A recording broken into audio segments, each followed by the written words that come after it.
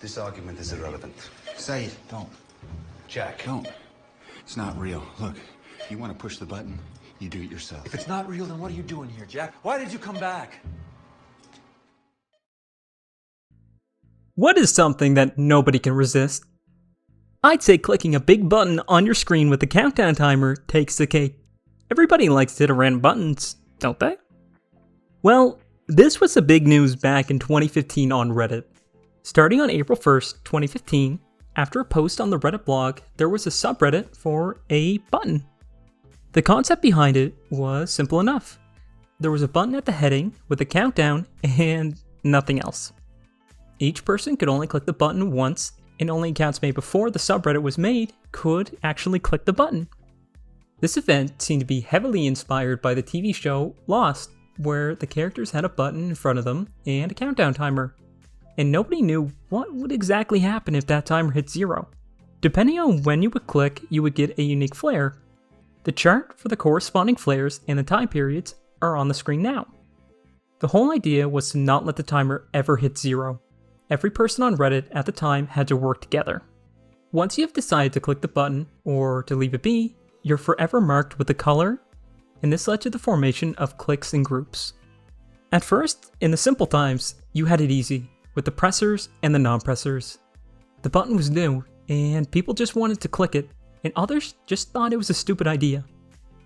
It only took a small amount of time before fear arose. This clock could mean so many different things. There were no hints about what it did, and it was made by a Reddit admin. It started off with conservation efforts. With everybody being limited to one click, they had to prolong the inevitable as long as possible. But then that soon led to people wanting the clock to hit 0. Propaganda and posts started to flood in. People wanted it to end. They wanted to rip the band-aid off while they could. It didn't take long till the megaminds realized something huge. Each person had an individual flare.